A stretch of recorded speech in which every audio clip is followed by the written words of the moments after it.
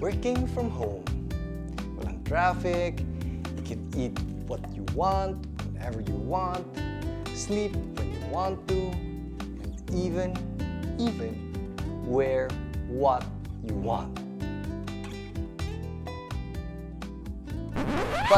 But, there are also a lot of downsides, especially us here in the Philippines where we have multiple families living at home. Paminsan masikip tayo. Maraming mga distractions, may mga parents calling us wives, kids. Hi, Scott. And having all these distractions can lead to a lack of motivation to work at home. So in this episode, ito yung pag-usapan natin. How to be more efficient at home, ano yung mga hacks, even talk about how to upgrade for free yung mga webcams natin, yung mga work areas, and how to get the most out of working from home. Tip number 1 would be to have and find your own space. Now, when we started working from home, ito yung area ko sa bahay. Mukhang okay naman siya. May pool sa likod, sobrang maliwanag. I have everything I need. But since this is in the middle of our house, I'd get distracted all the time. Nakikita ko sila Scotty playing, so I'd go with them. Or nakokonsensya ako when I'm working and they're playing. I see Chris and I tend to want to help her out. Or even yung mga tao sa bahay, parang when they need me, sobrang dali nila ako tawagin. So, napuputol-putol yung mga trabaho ko. So what I did was I converted our whole guest bedroom into a work from home station. This is where I have all my meetings, all my computer work, and all my YouTube videos are shot here. Parang nagiging habit na siya ng katawan ko na pagpasok ko dito, work mode talaga ako and I can focus properly. I have less distractions from other people outside, nakasara talaga yung pinto ko palagi, so it makes me more productive talaga. Now, I understand that not everyone can have a whole room to themselves, but you really don't need that. Kailangan mo lang ng table na maliwanag, it's facing the window if possible, and just peace and quiet. But kung walang peace and quiet, meron pa akong trick. Easy trick, noise cancelling headphones.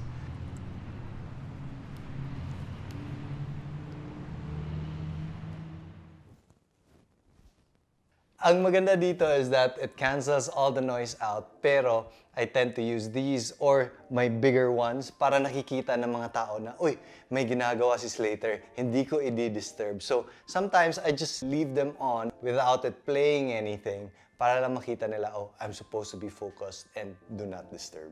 Shh. So the most common thing that we do when we're working from home is to have video calls, video meetings, Zoom meetings, you name it.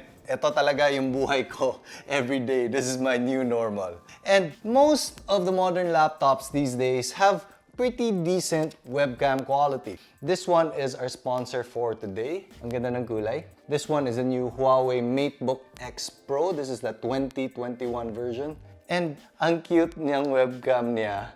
It's hidden in the keyboard. It pops up when you press it. Sobrang ganda ng design. Okay naman yung webcam quality niya. But what if gusto mo ng ganitong quality? Yung blurred yung background and then DSLR type yung shot and pa-impress ka lang talaga. Which is very much ako din. Ganyan din ako. So, what you can do, and this is for free, is grab old DSLR or old mirrorless cameras and download the appropriate softwares for your camera. Sony has one, Fujifilm has one, Canon has one. Yung iba hindi ako sure, but I'll put links down below to all those softwares. All you need to do is just connect a cable from the port and then diretso sa computer mo, and then you can use this as a webcam. The only problem with those softwares, because I've tried using them, is sometimes they can get buggy and sometimes hindi nag-work with other programs. So what you can do if that happens is to buy a capture card. This is the Elgato Cam Link. I don't recommend this for everyone because this is 7,000 pesos. But this is very, very good if you're doing live streaming or pareho sa amin, we have podcasts with videos. So ito yung ginagamit namin.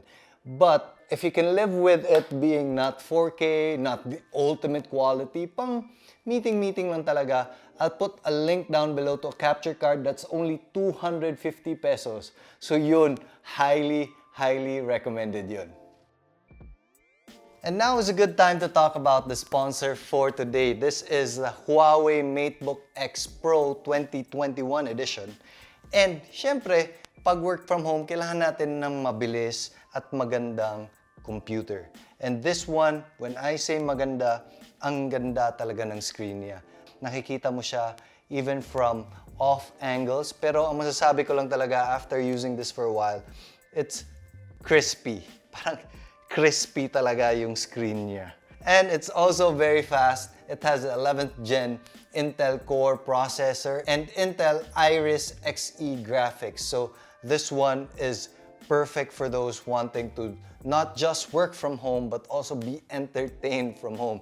It also has 16 gigabytes of dual RAM. So mabilis talaga to. And not only that, it also has Wi-Fi 6. Ito na yung pinakamabilis talaga. And ito yung pet peeve ko talaga. Ayaw ko na mahina yung internet connection namin. So this helps a lot.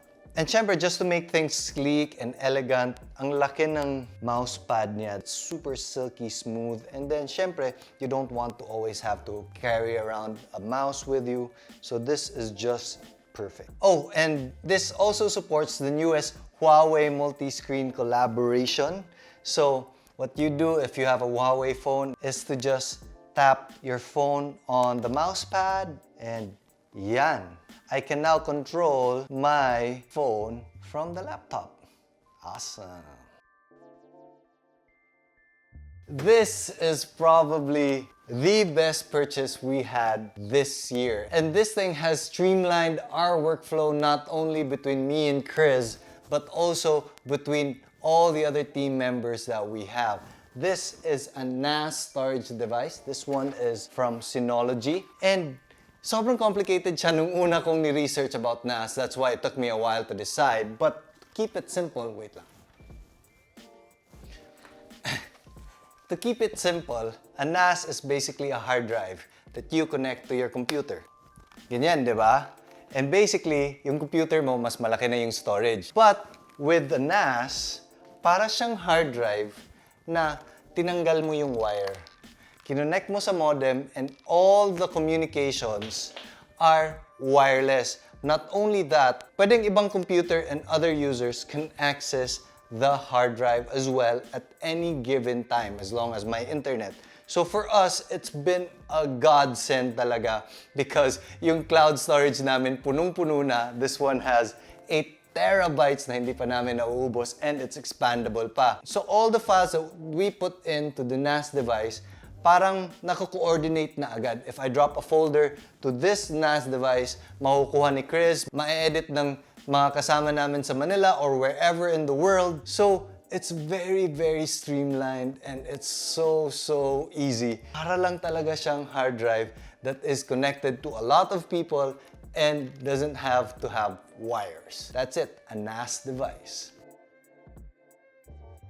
This next step is something that I do every time I'm on my desk, and that is to connect the laptop to a bigger external display. And ito talaga ang pinaka magandang hack na share ko sa inyo. It's fairly simple, but do not mirror the image. Ibig sabihin, yung screen mo dito doesn't replicate the screen here. It's actually connected. So for example, I'm opening up a browser, connected siya dito, and then if I drag it down sa baba, and then I can drag it back up. What this means is, alam mo yung mga emails paminsan na kailangan mo mag-Google and then you have to switch through Windows a lot. This can make life a lot easier. I can have a video call here and while we're doing the meeting, I can research on the topic and talk more about it, and it's just so much of a time saver. Grabe talaga. And it's just a setting sa Windows. It's the display settings and you can play around with it up, down. Easy. I talked about this chair before in my home office tour, but I can't state it enough. Invest in a good chair. Huwag yung nagtatrabaho tayo sa sofa or yung mga chair na sobrang lambot that it hurts your back after a while. Ang ganda nito is because it promotes proper posture. Nakaganyan ka talaga palagi because it's stiff enough and then meron siya mga cutouts. This is the Hag Capisco. I'll put links down below, but this is a fairly expensive chair. Hindi mo kailangan ng mahal na chair as long as it's dedicated for working so you can spend longer hours while working and remaining focused talaga. Ito pala guys, a small but important tip.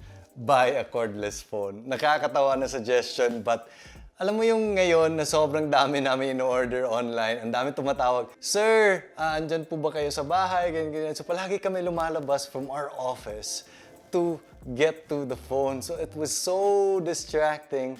And then one day I just figured out, bili na lang kaya tayo ng cordless phone, and honestly, this has saved us a lot of time. This one is from Panasonic. We have one in my office, Chris has one in her office, and meron ding isa sa labas. So at any given time, mabilis lang sumagot ng telepono. It's a simple but super effective suggestion. So maybe you want to consider it. And lastly, alam kong usong-uso yung mga standing desk, but I've never gotten around to buying it because namamahalan ako. Pa-sponsor naman dyan kung meron. Joke. But what I usually do is I just clear up some space on my shelf and put my laptop, and I work from here. I don't have to press any buttons, mabilis lang, feel ko lang talaga, okay, gusto kong tumayo, diretso na. I don't have to deal with mga wires getting tangled and everything. So this is just a simple, free hack of doing a standing desk. But that's me. This works for me. I don't know if it does for you. Anyway guys, I hope you had a takeaway, maybe one or two things that you found useful from this video. If you like it, hit the thumbs up. I'll see you later.